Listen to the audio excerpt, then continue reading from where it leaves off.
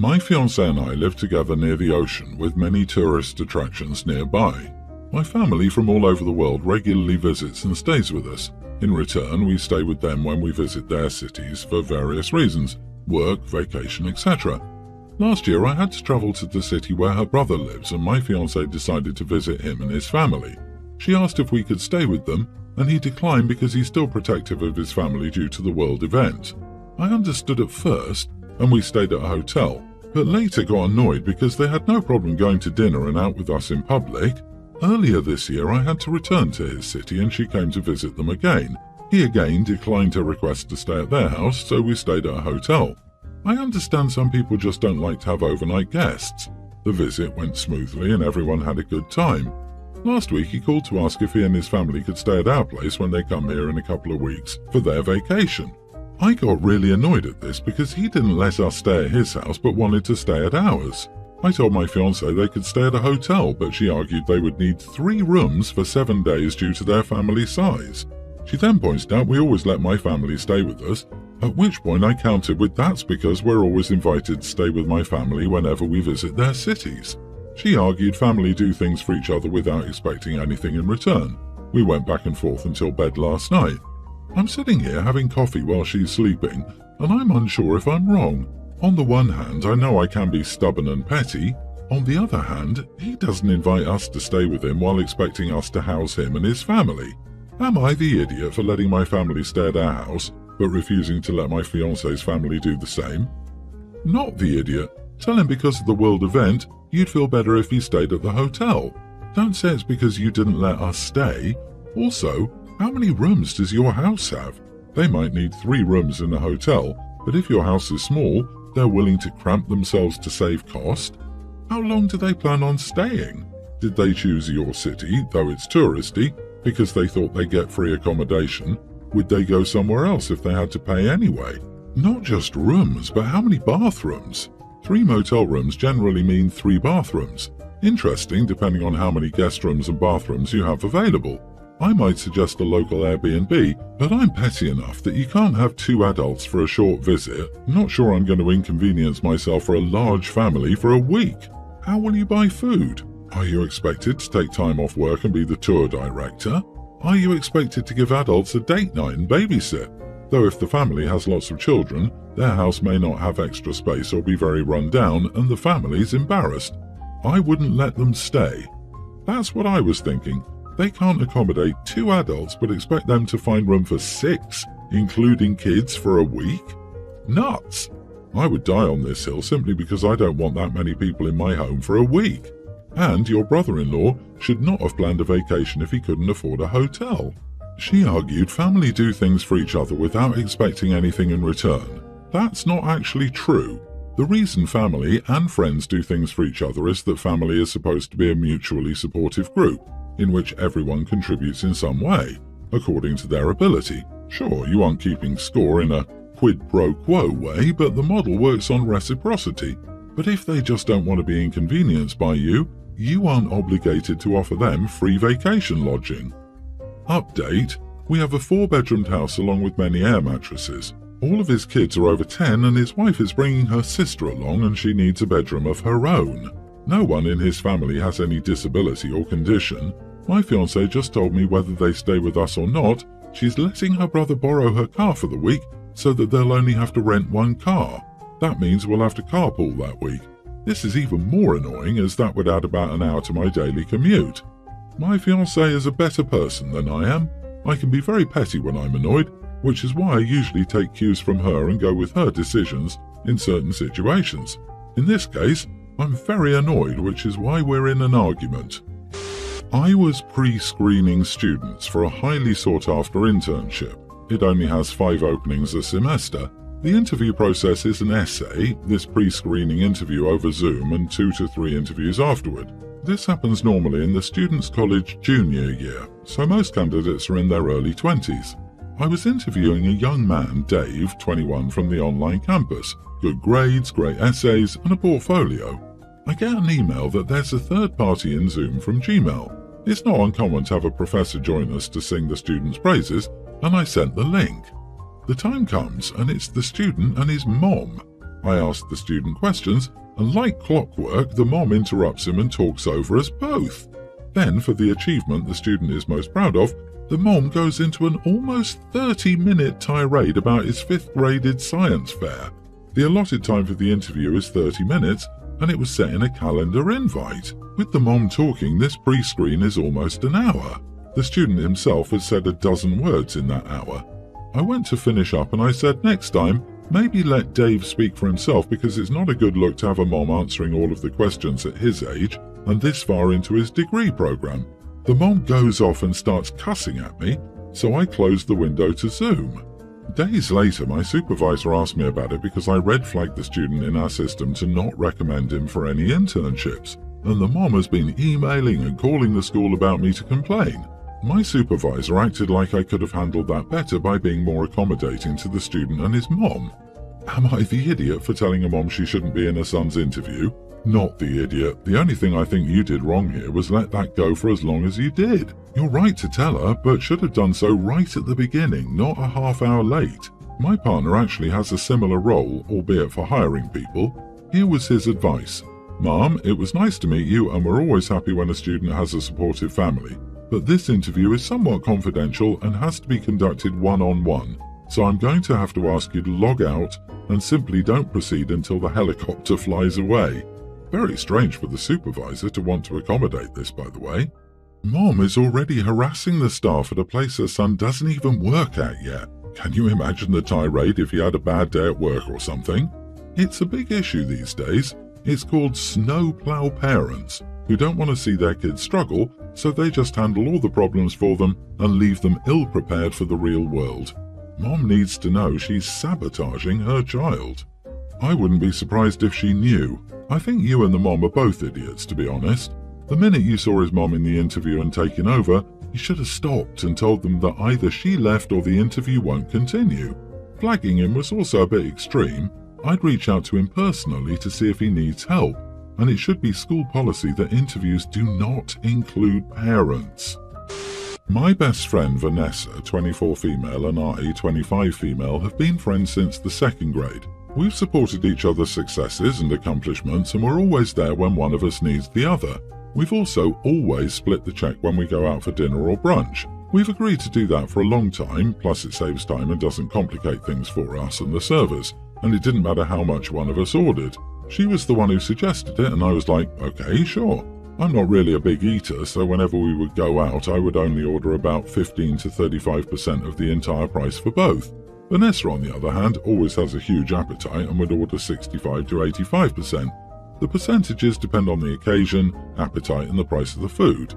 Recently, Vanessa got a huge promotion at her job, for which she's been working her butt off, and she wanted to celebrate. So she suggested that we go out to this fine dining restaurant nearby, and I agreed because she deserved it. But before I continue, I should add that a few weeks prior, my older sister Bianca told me how ridiculous it was that I was splitting the check by paying half of it when I would only order food that amounted to only a quarter of the check.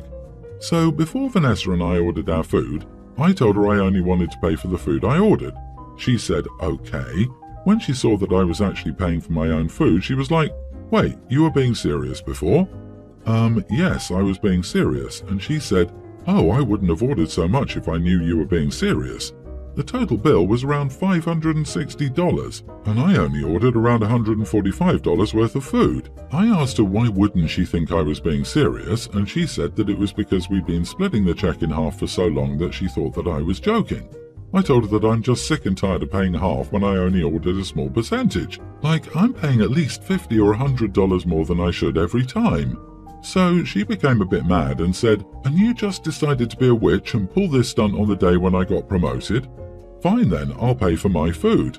And she did and just exited right after without even waiting for me, which was not cool because she'd picked me up at my place and drove us here, so I had to call an Uber and pay $36 for the ride home.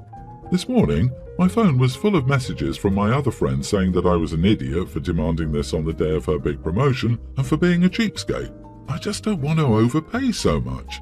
It's okay if it's $10 or $20 more than what I ordered, but over $130. That amount can go towards necessities and bills. So, am I the idiot? Not the idiot. "Oh, I wouldn't have ordered so much if I knew you were being serious." Everything could have been an innocent mistake up to that point, but that comment shows she's been taking advantage of you. Also, she's not your friend. She got a promotion and wants you to pay more for her to celebrate it. At a restaurant she picked. I've taken my friends out to celebrate their accomplishments before, but if I'm handling all or most of the bills, I'm also picking the restaurant. Of course, none of my friends are rude enough to ask me to take them out to a massively fancy restaurant on my dime. The total bill was around $560. What the living heck? OP spent $145. That means she spent almost $420 by herself. How can you spend that amount of money? You mentioned she earns more and you don't understand why she should do this. I earn more than my friends. I often go way over the top when we go out to eat. And you know what happens? I pay more than my share to make sure no one has to pay for me. She doesn't sound like a friend. She sounds like a user. If you still have any doubts, go back and read this line where she said, "Oh, I wouldn't have ordered so much if I knew you were being serious. Your food was 26% of the bill. Her food was 74% of the bill, yet she's still expected to pay 50-50. And she ordered tons of expensive food based on the assumption that you would pay. This has nothing to do with her promotion. I would seriously reconsider my friendship with this person." I have 4 siblings, and all of us have at least 1 or 2 kids under the age of 10. My oldest brother is the only one whose children are over 10 years old. He has a teen daughter Melody and a teen stepdaughter Leah. My siblings and I need babysitters for our kids, and a few months ago we started asking Melody to be our sitter. She's been doing a really good job, and it's very good for us because we trust her, so we're not worried about our kids anymore. Also, we like to pay her some extra money each time as a way of spoiling our niece. The problem is my sister-in-law has been insisting that we use Leah as our babysitter too, which none of us wants to do. Every time we ask Melody, she interrupts us and says, "How about Leah does it this time?" It happened again yesterday when I was asking Melody to babysit. My sister-in-law interrupted me and said, "Let Leah do it this time." I finally snapped at her and told her that our kids aren't the only kids on Earth, and sure, Leah can find a job somewhere else. She insists that this is different, that the rest of the jobs don't pay this much, and that they don't have these advantages, referring to us giving Melody a ride to and from our house, taking her out for ice cream afterward, etc. I told her that I was still not giving her daughter a job, and she called me an idiot. Edit: I wouldn't call Leah unreliable, but she's definitely not as reliable as Melody. Once my wife was in an accident and I needed a sitter. Melody already had plans with her friends. Do you know what she did? She cancelled all her plans to babysit for me. Would Leah do that? I don't think so. Is it also a blood thing? Yes, maybe it is. After all, Melody is my biological niece, the one I watch grow up and the one I and my kids trust and love. Not the idiot. It's nobody's business who you trust to watch your kids. You trust Melody, hire Melody. You don't trust Leah, you don't hire Leah. If your sister-in-law wants to have this as an opportunity for Leah to bond with her new cousins and become more part of the family, fine, that's not a problem. OP hasn't indicated or even implied that he doesn't trust Leah. His only response to why he won't hire is, "I don't want to." It seems to me his reason is that she isn't blood, and while OP is entitled to hire whomever he chooses, if you're denying one child an opportunity based solely on blood relations, you are kind of an idiot for it. I disagree. People are talking about giving Leah a chance to bond with her new family and giving her a chance to bond with step-cousins without ever owning up to the fact that to give Leah a chance to do it, OP must take the job away from Melody. Tell me how well you expect this to work for sibling blending. It's not taking away her job. It's simply splitting it. No one's saying Leah has to take every babysitting gig. There are 4 siblings with 4 to 8 kids between them. It's not going to kill Melody if Leah takes on the babysitter role occasionally. Yeah, sure. Does Melody want the job split? No, she wants to make money. Does Leah have to babysit for her step-cousins? No, there are other gigs out there, but they don't pay as well or give the same perks. So the biggest issue here is Melody, right? It's only reasonable to force Melody to give up her money for her new step-sibling, right? Blending families takes time, and there are other ways and times to do this besides a way that literally takes away money from Melody and risks resentment there. My sister and her 3 kids are living with us for the next 3 months. That's when our HUD housing becomes available. Slowly, my sister has been setting rules with me like she owns the place. She goes to a psychiatrist and has new rules and boundaries with me every time she comes home. Recently, she's gotten her and the kids into clean eating, and she insists if I grab fast food, I should eat it in the car for her kids not to see me bring it in. The new one is that she created a chore chart at her psychiatrist session so I can do my part at home. She's living rent-free and works only 16 hours a week. She tried to tell me she felt like a live-in servant because the house was always dirty. I never had a problem with keeping my home clean with just me, and the house is probably dirty because of her and the 3 kids. We got into an argument about boundaries and rules, and she suggested I go with her to her psychologist next week so they could both talk to me. I told her I think she should find other living arrangements because my place is terrible for her. She said I was being mean and she was just asserting her boundaries. I told my sister she could go assert those boundaries in a homeless shelter, or go live with her psychologist because it's my home and I'm not changing my routine for her.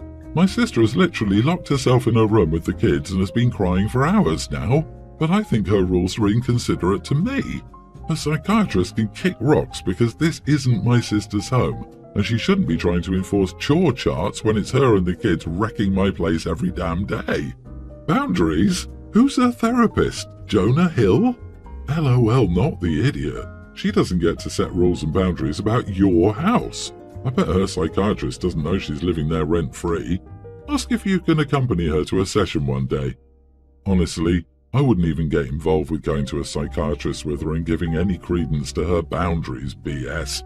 Her poor kids. I can't stand people co-opting terms like boundaries to try to force others to behave in certain ways. That is not a boundary. A boundary represents a standard of acceptance, and if your messy home isn't meeting her standard, she can enforce her personal boundary by finding somewhere else to stay. Yeah, this is full-on weaponized therapy talk.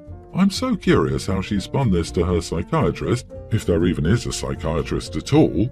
OP, this is the time that you get to set a boundary and rules with the consequences of your sister getting 48 hours notice that she needs to move out if she doesn't follow them. And I would make sure to include everything that you can possibly think of. If she doesn't agree, she leaves. You could give her a hands-on lesson since she seems so curious about boundaries.